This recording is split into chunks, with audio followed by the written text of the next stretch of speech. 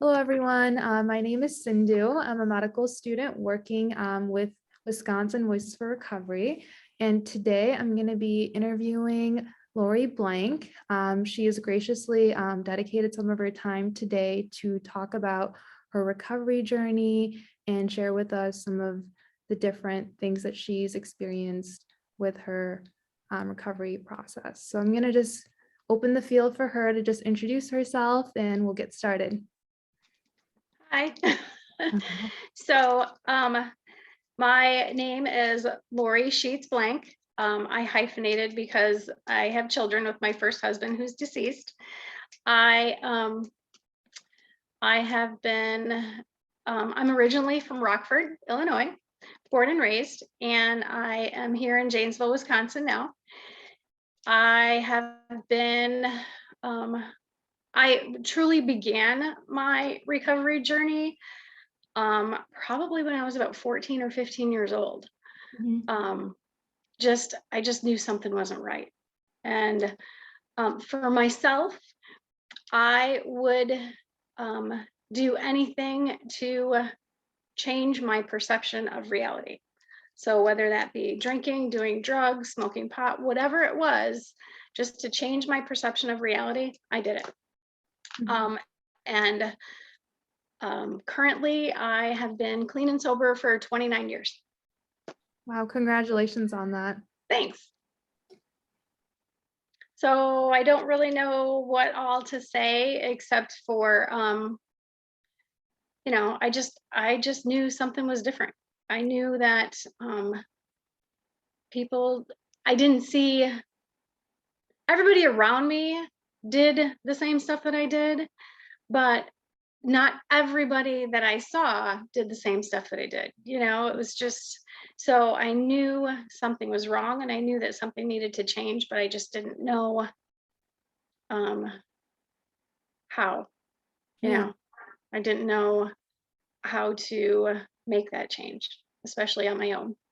Yeah. Born in a dysfunctional family and all that kind of stuff. I sure wasn't going to look to my family for help because they were right in it with me. Yeah. And so it sounds like you were very young when you first noticed that there was a problem. You said you were 14, 15 years old. Yep. And that is a time where adolescence is a time where you're, developing your personality, a lot of things. So it can be very difficult. So how did you find the strength to even recognize that there's a problem and try to work towards that problem? So I think when you say finding the strength, when I look back, because I probably started drinking, as a toddler because, parents think it's cute. Let the little one have the foam off the beer and all that kind of stuff. And and then in grade school, I know that I was drinking with my parents, and then, as I look back, I had people in my life, wherever I was at, I had people in my life that were of faith. And I had friends that had normal parents. So, I was observing all of this stuff that I didn't have at home, but I knew that to me seemed more calm, less chaotic. So just gravitating towards that. And I was always involved in church programs. I was probably the youngest person to ever get thrown out of a Girl Scout organization called Brownies. But the reason I was thrown out was because my parents weren't involved. They didn't sign releases and do all that kind of stuff. So I just knew that I wanted different. Somehow, some way, I wanted something different. But in my particular environment at that time, different just was not going to be obtained. I mean, you can't leave at the age of 14 or 15 and say, I'm out of here. All of my friends were going to treatment centers. Mhm. My family was, we were more poverty. So a treatment center wasn't something that my family could afford. Mhm. So it was just trying to take bits and pieces of what my heart desired and try to implement it in my life. But I definitely wasn't successful Mhm. because I didn't clean up my act until my early 20s. Okay. And so it sounds like, kind of your childhood, um, you went through a lot of different things. And so, but you recognized that there was a problem and that kind of put you in the right path. And it sounds like your faith also was a huge part within Mhm. that. And so, you said that around 20 was when you kind of started getting clean. So what did that look like? And are there any resources that you used or kind of like what was your like starting path towards recovery? So as I had said earlier, my husband's phone's going off. That's okay. So as I said earlier, I just knew that something was always different. And I was involved in church organizations. My parents used church as a babysitting tool. Mhm. Send the kid off to church. We're good for an hour or so. Mhm. Um, so when, you know, trying to get sober at the age of 14 or 15, I would have friends, like I said, that would go off to treatment. They would get home and they really had no interest in getting clean or sober, but I was always observant. And so seeing that, I just had a desire for that. And I remember the last time, because when you're always trying to alter your perception of reality, you Mhm. never really get to know what your reality truly is. Yeah.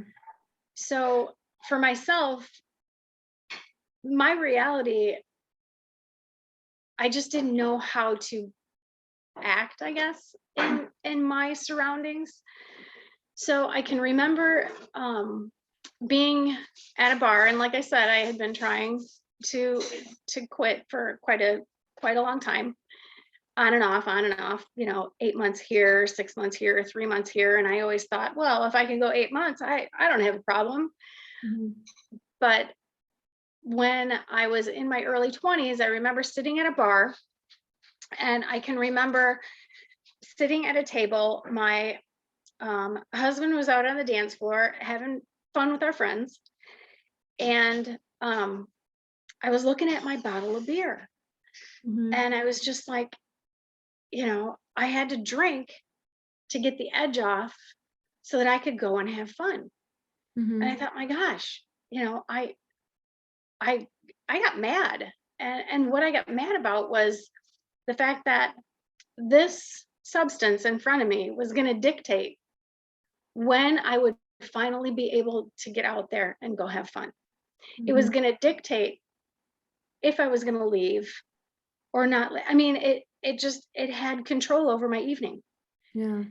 And so when I saw that, I was just like, I don't like things having control over me. Mhm. And I was angry, and I can't even explain how lost maybe, Mhm. but I just had that epiphany. So when we were driving home that night, you know, some people say, oh, I got so drunk and then the next morning I was this, that, or the other. And for me, I didn't experience that. For Mhm. me, I had this realization that I don't want this anymore. Yeah. So when we were driving home, I told my husband, I'm over it. I'm not doing this anymore. And he laughed at me. And I'm kind of a strong-willed, stubborn person. Mhm. So he's laughing. So on the way home, when I said I wasn't going to do this anymore, now remember, I had already had friends that were in treatment and had specific tools and places to go and were taught things on how to start the recovery process. So when I went home and he told me I wasn't gonna, yeah, right, whatever, I thought, no, I'm really gonna stick to this. Right. So I did go to some places where there would be people talking about the recovery process and things like that. And I at that time I didn't even feel like I was accepted there. I was in a new town. Mm-hmm. I had just moved here. I had only been living here for a few months. And so at that particular moment, that didn't even work for me. Mm-hmm. So I thought, okay, well, if I feel out of place there, what am I going to do? Mm-hmm. So I did, for the first 12 years of my recovery, I did attend church and I got very involved in church. Mm-hmm. And I was able to share quite a bit with people that I got close with. But then even there, I still felt like something was missing. So, it got me through 12 years, but I just knew that I needed more. Mm-hmm. Okay.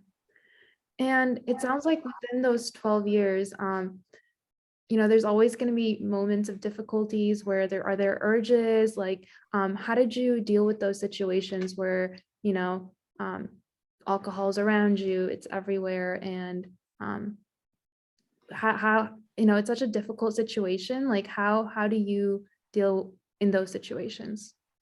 So I was actually bartending the first 2 years of my sobriety.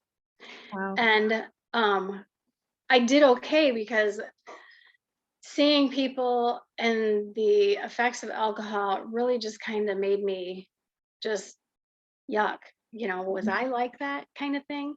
Right. And then there was an evening I had a bad night, and I came very close to drinking. Mm-hmm. And so the next day I was pretty shook up because of that. And so I ended up calling somebody that I knew that had been sober. And it was actually one of my friends that I worked with. It was actually her parent. So Mm-hmm. I ended up calling them and they came over, which people, generally do. If you reach out, usually people will, be there to help you. Mm-hmm. The fact of the matter is, I had to reach out. Yeah. And so I had to feel bad enough. Pain is a great motivator. Mm-hmm. And I had to feel bad enough to where I reached out. And then I came to a point where it didn't matter what others, I knew that I needed to be around like minded people. Mm-hmm. And to find those like minded people, I needed to go to groups and places where those like minded people would be so that I could get more information to travel down the path that they were already traveling. I mean, it's kind of like, I don't know, this is just coming to mind, but it's like getting directions to get to a location. Mm-hmm. Like if I'm going to travel to, let's say, Devil's Lake or wherever, Florida, wherever, and I know other people that have traveled there, there's all sorts of different ways to get there. Mm-hmm. So I don't want to have to go through a bunch of construction, and I don't want to have to go through this, and I don't want to have to swim part of it or take a boat or whatever. So talking to people that have been there and saying, yeah, I went and this is the path that I took and this is what worked for me. And oh yeah, well, when I got on this road and I had to deal with construction, it was a real bummer and construction sucked, but I managed through the construction by doing this. It's just by finding those people that have been there, done that kind of thing, and having them walk alongside of you to get you to that other side. Yeah, I really like that analogy that you used of, you know, driving to somewhere. Like, you want to have a map, you want to have directions, and it sounds like one of the first most important things that you did was get help and ask for help. And sometimes, like, asking for help can be so difficult, especially with stigma around addiction, mental health issues. Um, so, what do you think is the best way for someone seeking recovery to, you know, not worry about the stigma, or to really try to get recovery and get help when there's all these barriers in place? You know, barriers exist because you put them there. Mm. So if I really want something, I am going to find out how to do it. So, and there's people around, excuse me, there's people everywhere. There's hotlines you can call. Mhm. There's groups that you can attend. There's places you can go. Somebody always knows somebody. Mhm. I do hair for a living, and I'm pretty honest when it comes to my background, when it comes to my clients. And you would not believe how many times I've gotten a phone call from a client who has a family member, Mhm. and fear is fear is such a powerful thing. But if you can look to the person that you want to become and do something for that person rather than staying in, you know, in your fear, Mhm. because somebody on the other side, if you look to that person that you want to become and you see that person's probably stronger. So it's almost like you can that person that you want to be can help the person that you are. I don't know if that makes sense. No, that makes sense to me. You're saying use your future self as motivation because you know they're stronger, they're everything you want to be. And so in order to get there, you need to get over this fear Right. of reaching out for help, or it could be anything. So And always, so what don't look so much at what your current person Mhm. wants, look at what your future person would do. Yeah, So it's almost like becoming that person yeah. in the now. And granted, we're always going to feel stuff, you Mhm. know. And today for me, when I feel something, that to me is a blessing, because I used to not be able to feel anything. I had to cover everything up. If I was happy, I couldn't feel happy correctly. If I was sad, I couldn't feel sad correctly. No matter what it was, I had to make it different because I couldn't handle it in the current. Mhm. Thanks. I don't know if that makes sense. I hope it does. It makes sense to me. Yeah, and I totally get what you mean is I think we're all sometimes so like worried about things in our present that we get so bogged down in the present that we fail to see what could be and especially in times of difficulty, in times of when we're scared. So always being hopeful, right? Like hope is Hmm. a huge thing to get out of fear. And I think that's definitely what I got out of what you said. Good. And then one other question that I wanted to ask was that, a couple months ago, I went to the Recovery Day event at the Capitol through Voices for Recovery.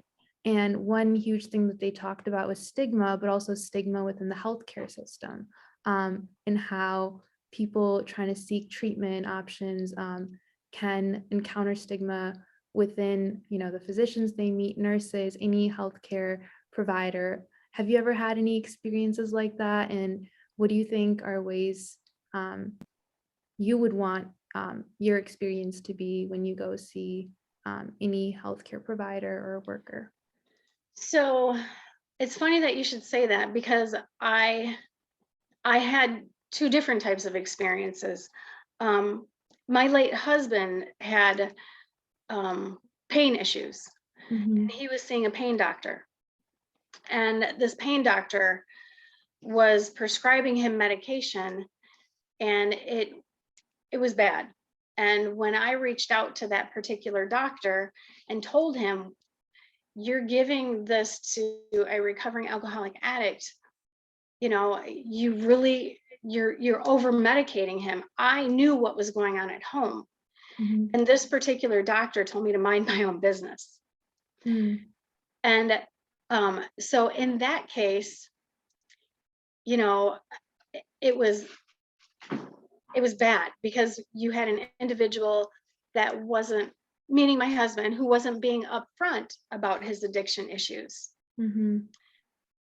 And then you have other people that are upfront about their addiction issues. And then they kind of get, maybe I shouldn't be giving this to you. Maybe I shouldn't be doing that.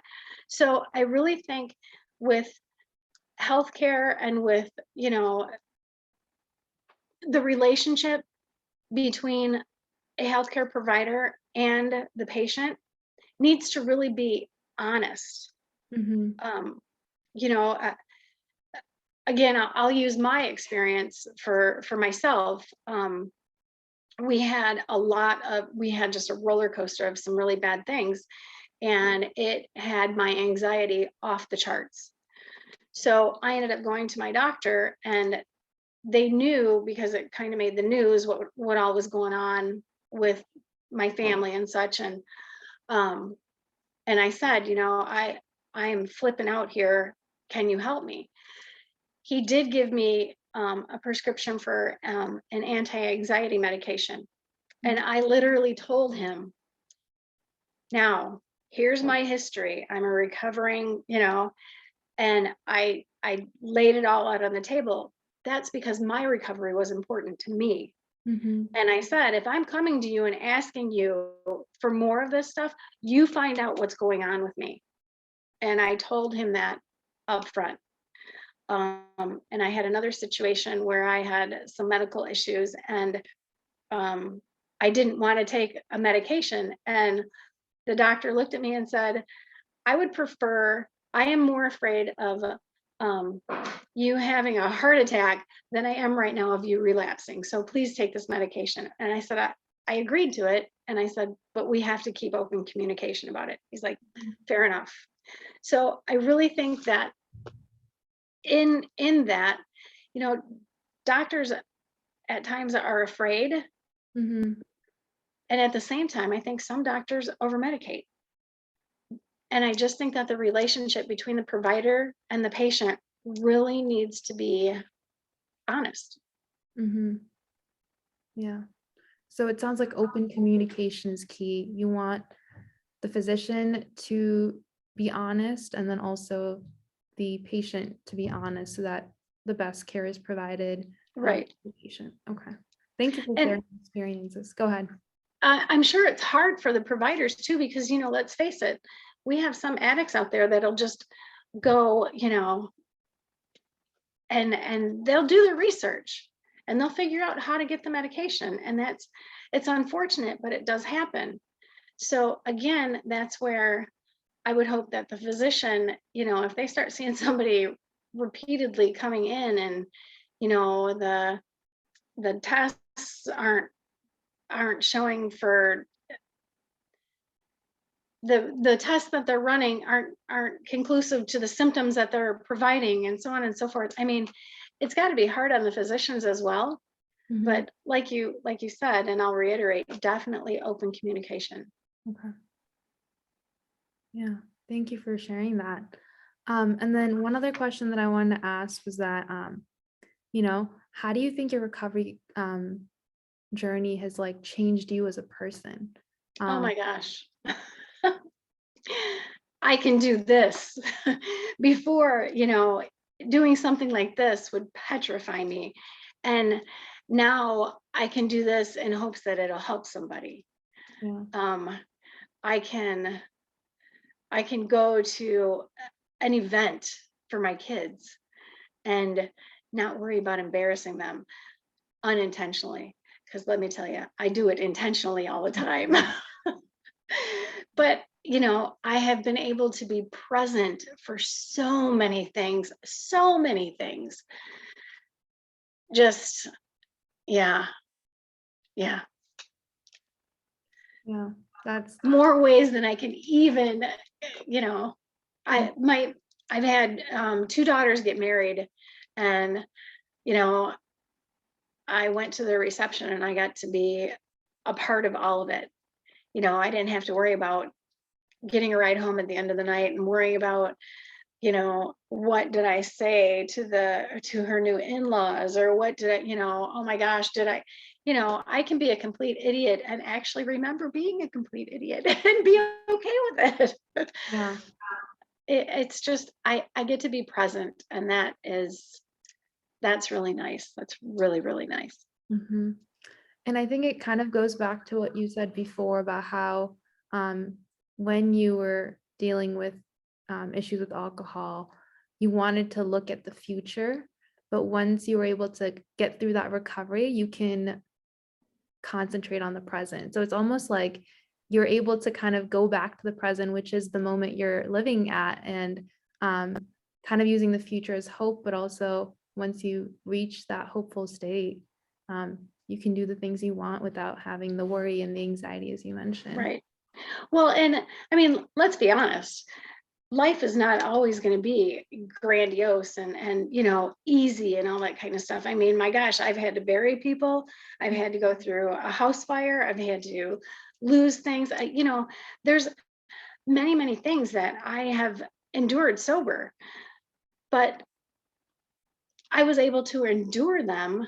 And it's almost like what you just said. I got to be that future self. And now today, I still get to look to that future self. Mhm. Always do something that your future self will thank you for. So today I get to make sober cognitive choices for that future self that is still going, okay, girl, you can do this. Mhm. We're cheering you on over here. So you just keep plugging through because sometimes it's going to get rough.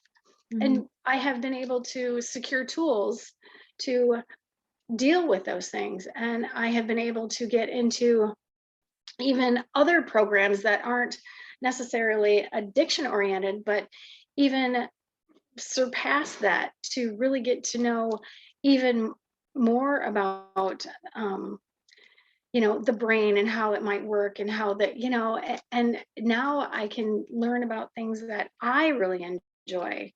Everything that I used to think about doing when I was using, I get to do now. Yeah. So that's really cool.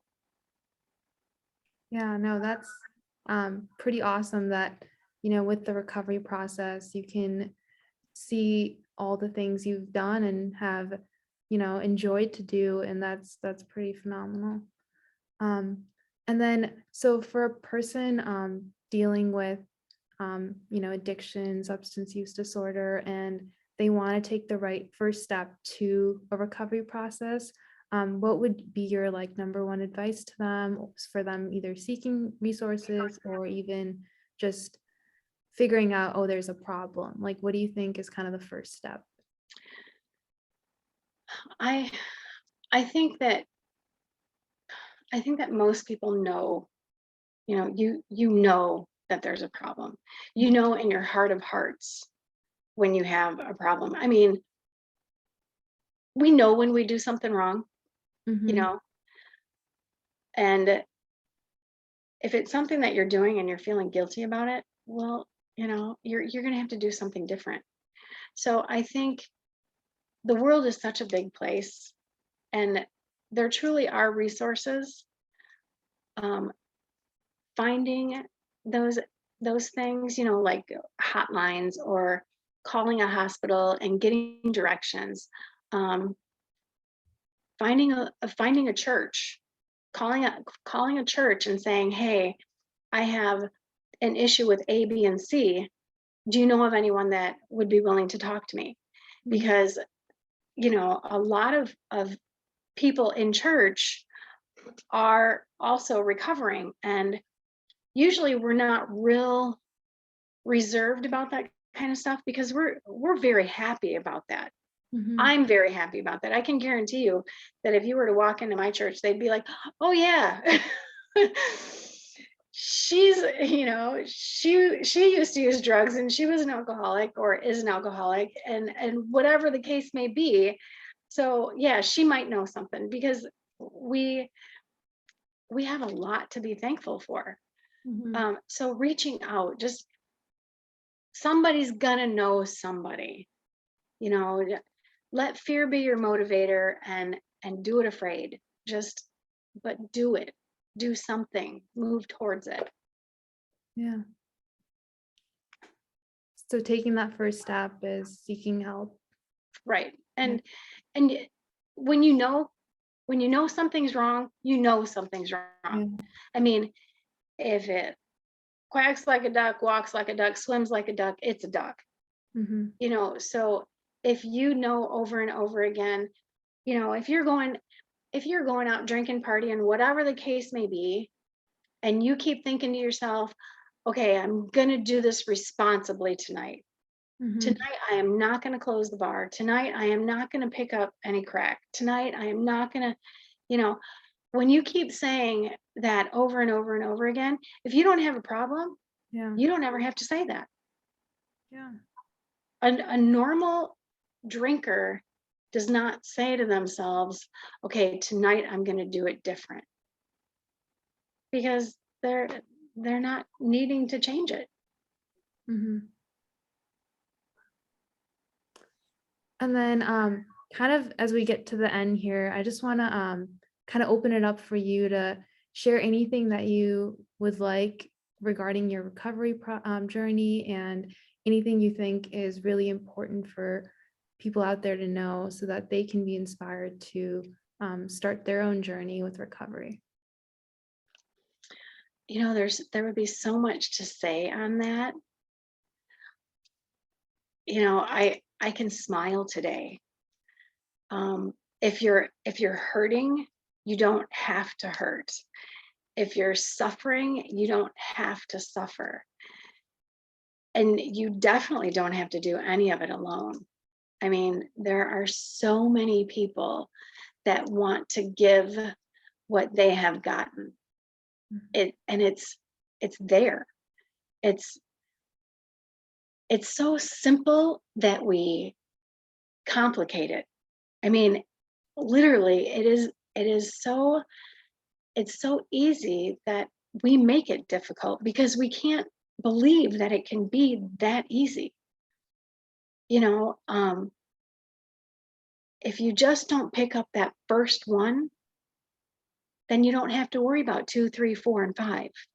It all starts with just that first one. And if you can just make that first phone call, if you can just do that first or not do that first, whichever the case may be. And life can be so great that, the old cliche, my worst day sober is better than my best day high. Mhm. It sounds like such a cliche, but I am living proof that it's true. It is true.